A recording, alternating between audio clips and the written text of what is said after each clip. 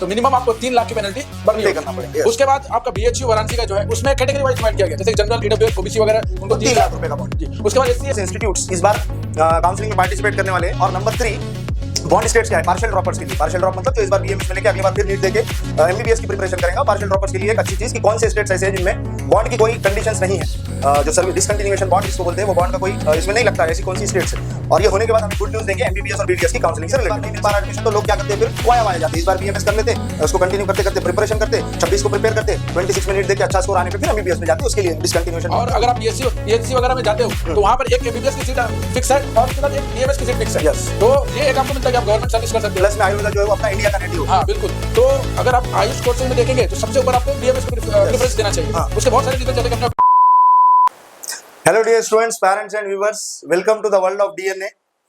Myself, Dr. Yunus Khan, completed my MBBS from VMMC. I am ex-Bansal and Bakliwal faculty. We are Solapur, Maharashtra based. I am director and founder at Dr. NEET Academy, Solapur. आज हमारे साथ है doctor Abdullah, जो कि मेरे colleague है।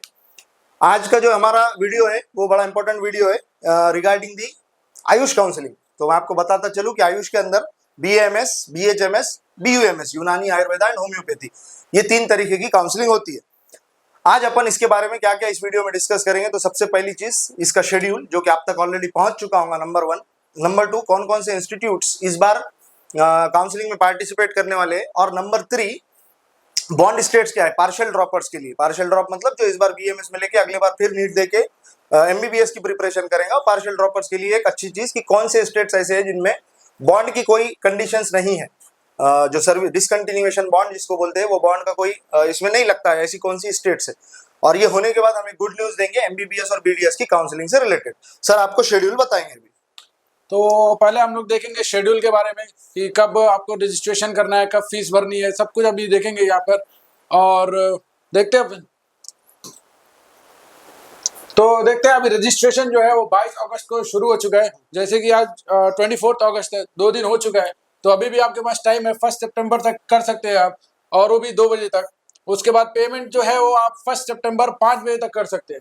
तो ये रजिस्ट्रेशन शुरू हो चुका है 22 तारीख को, आज 24 तारीख है। तो 1 सितंबर अभी भी 5-6 दिन 7 दिन बचे हुए, तो अभी भी आप कर सकते हैं। उसके बाद आता है choice filling and locking. Choice filling अभी 2 दिन बाद शुरू होगी, जो कि 26 अगस्त है। 26 अगस्त से लेके 1 सितंबर ये आपको चॉइस फिलिंग करना है। ठीक 11:55 तक इस सर्वर ऑन है, इससे पहले ही आपको भर देना है।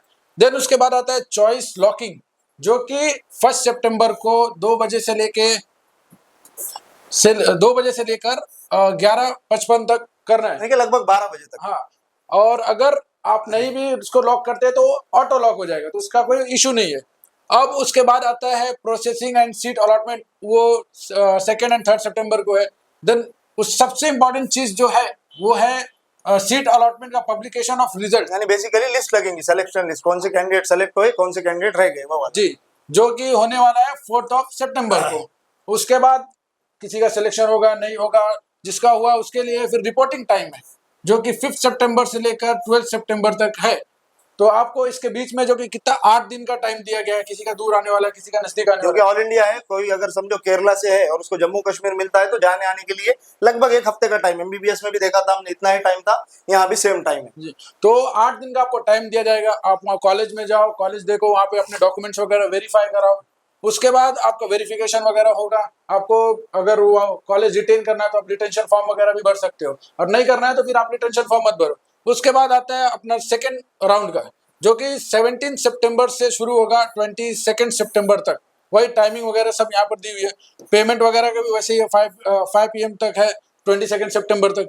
देन उसका भी चॉइस फिलिंग एंड लॉकिंग जो है सेकेंड राउंड का 18 सितंबर से शुरू होगा, 22 सितंबर तक जाएगा। उसके बाद वही अपना लॉकिंग का है, अगर लॉक करते हो तो अच्छी बात है, नहीं तो ऑटो लॉक हो जाएगा। अगर आप भूल गए चॉइस को लॉक करना, तो आखिरी बार जो चॉइस आपने रजिस्ट्रेशन के टाइम पे, सॉरी चॉइस फिलिंग के टाइम पे जो चॉइसेस रखी थी, सेम वही चॉइसेस लॉक होंगी। तो ये कोई टेंशन की बात नहीं। सेम आपने देखा होगा जो एमबीबीएस बीडीएस वाली एमसीसी काउंसलिंग है उसमें भी ऐसा ही था। यस। उसके बाद इसका जो रिजल्ट आएगा वो सबसे इम्पोर्टेंट, वो आएगा 25 सितंबर को। उसके बाद यहाँ पर भी आपको 8 दिन का टाइम दिया जाएगा कॉलेज जाने के लिए, वहां पर आपको अपना डॉक्यूमेंट्स वगैरह वेरीफाई कराने के लिए, रिटेंशन के लिए, जो कि 26 सितंबर से लेकर 3 अक्टूबर तक है। उसके बाद फिर आपका डॉक्यूमेंट वेरिफिकेशन वगैरह होगा, 1-2 दिन का टाइम उसमें जाता है।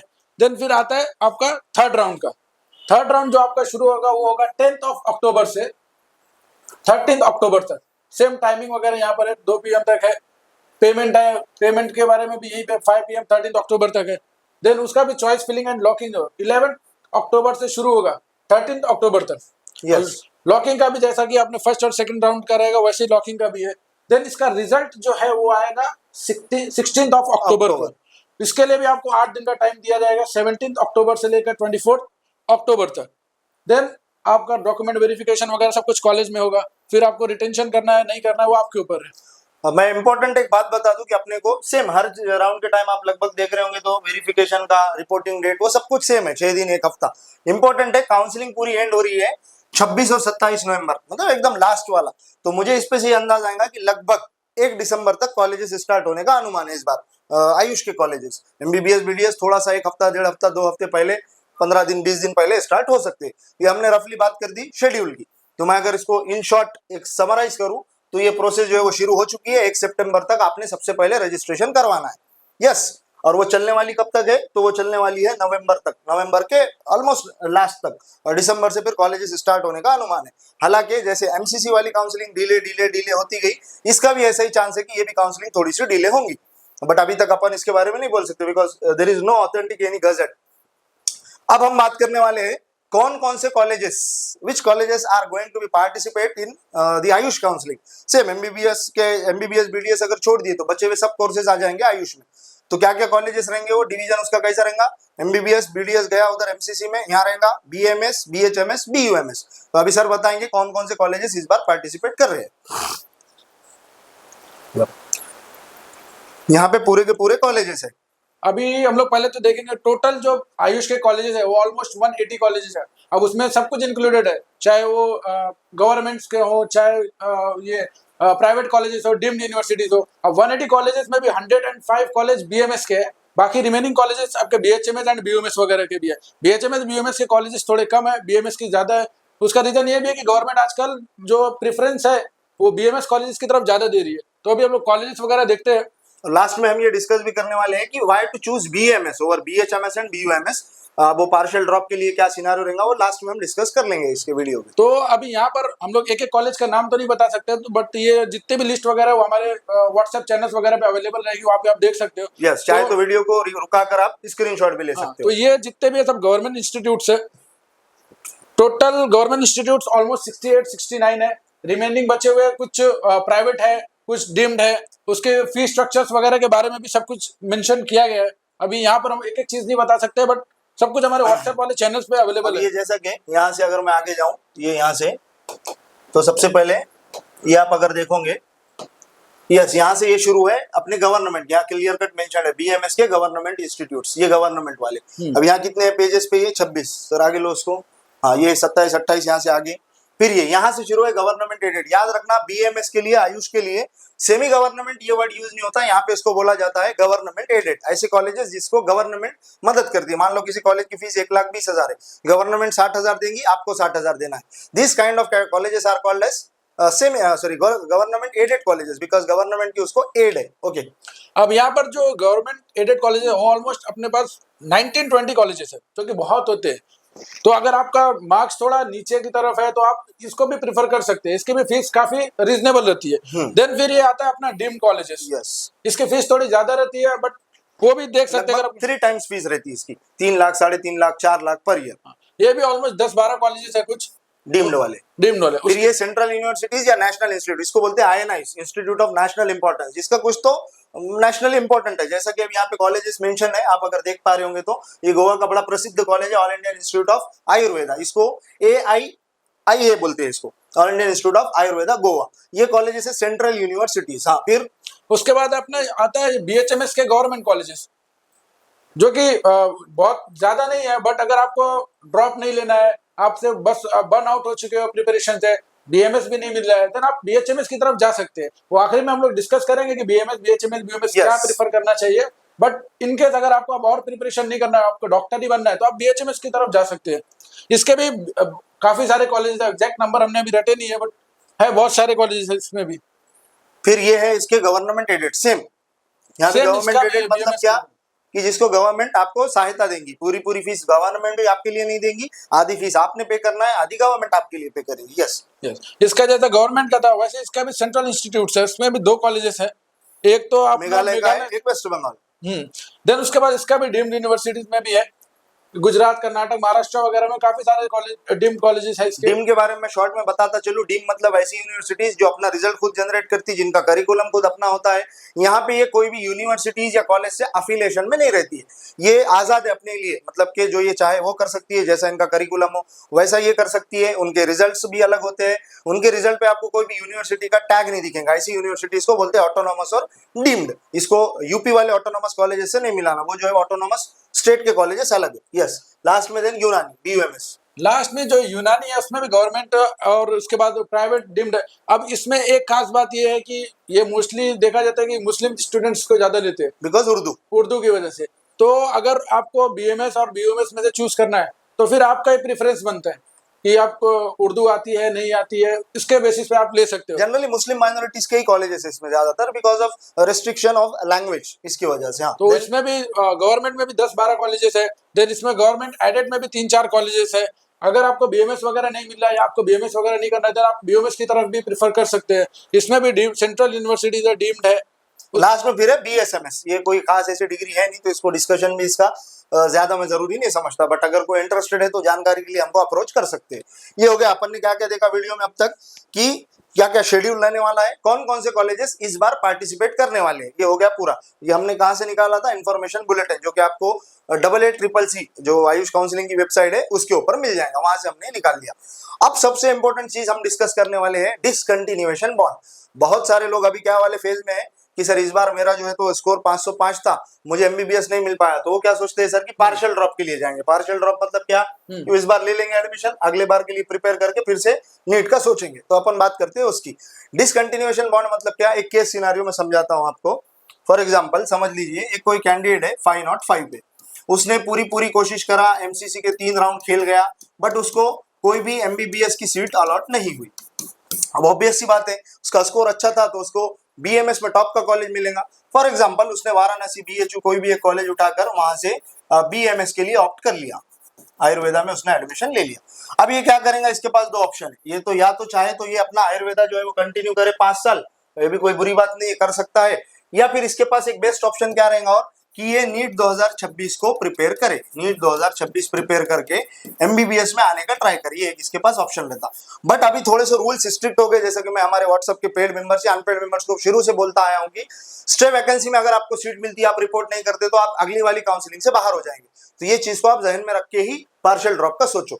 तो अभी वाला जो हमारा यहाँ से आगे का बीट है, वो क्या बीट है, कौन सी ऐसी स्टेट्स है जहां पे आपको बॉन्ड या पेनाल्टी या डिसकंटिन्यूएशन बॉन्ड, अगर आप अगले साल बीएमएस छोड़ देते हो तो आपको कोई पेनाल्टी नहीं लगेगी, ऐसी कौन कौन सी स्टेट्स है, वो स्टेट्स की हम बात करेंगे अभी। ओके, हाँ, तो ये हम यहाँ पे क्या बात करने वाले, नो बॉन्ड स्टेट, ऐसी स्टेट जहां पे आप अगले साल बीएमएस का एडमिशन आराम से निकाल सकते और नीट प्रिपेयर कर सकते। 2026 की बात कर रहा हूँ।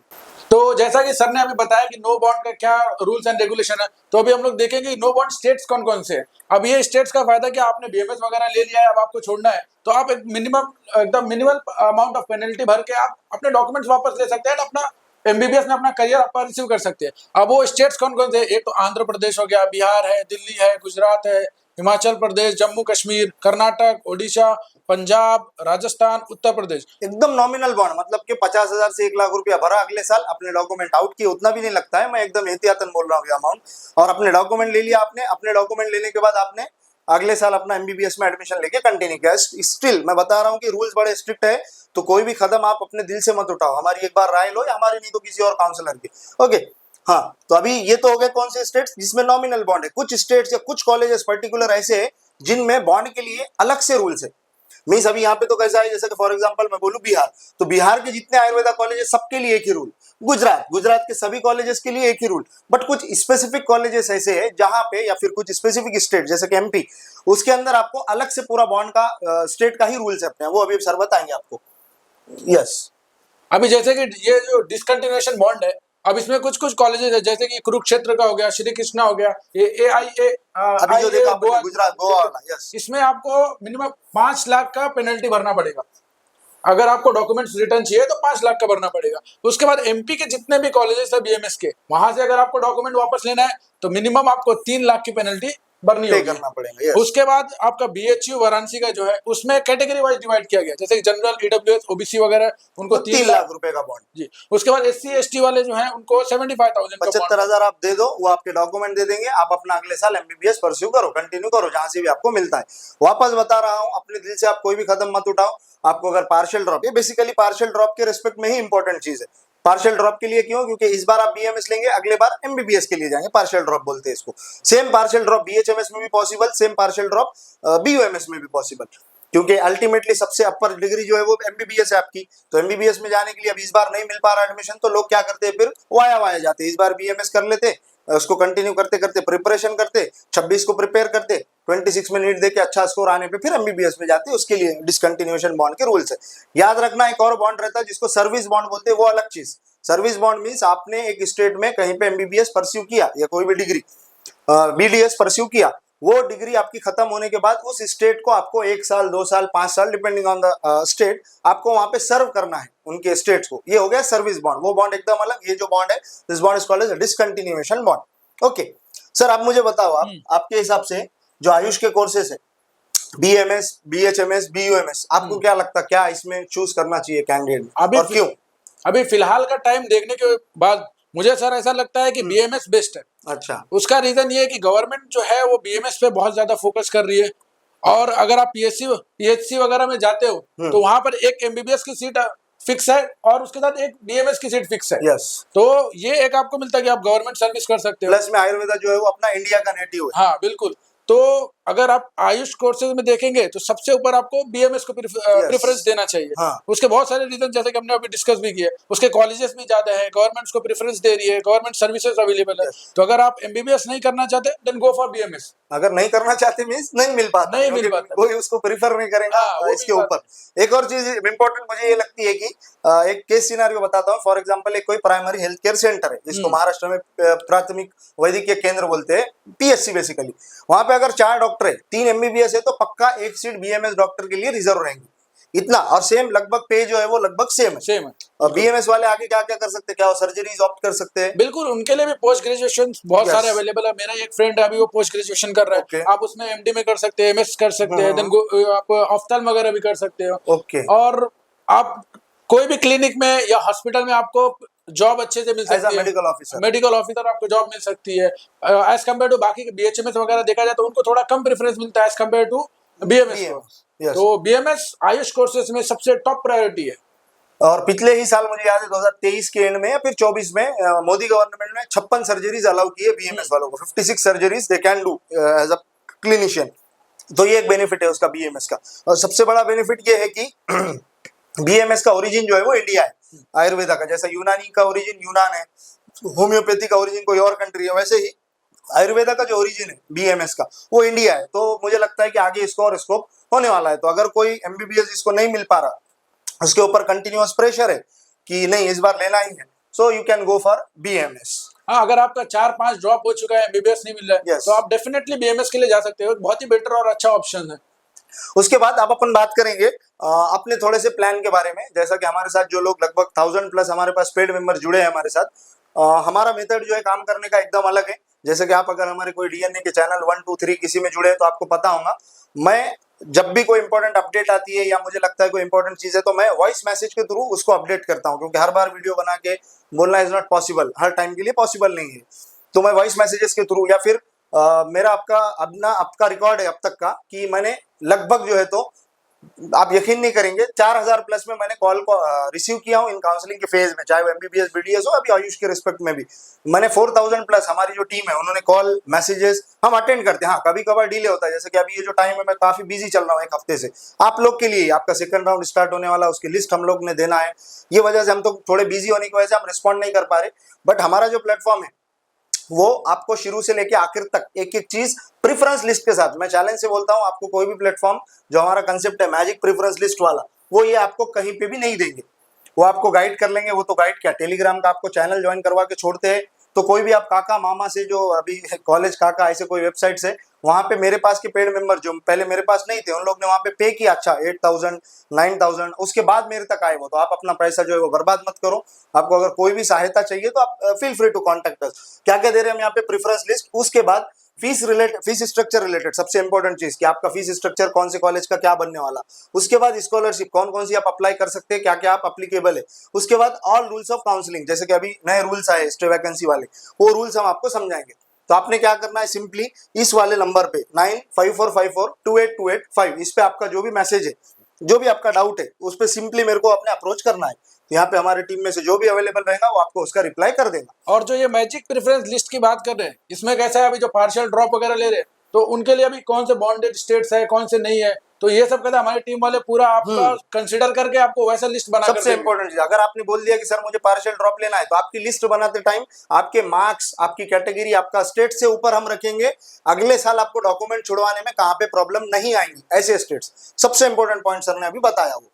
एक मैं आपको छोटी सी एग्जांपल देता हूं। जैसे हमने जहां तक मुझे याद है एमबीबीएस बीडीएस के टाइम पे कैसी हमने लिस्ट प्रोवाइड की थी, मैं आपको बताता हूं वो।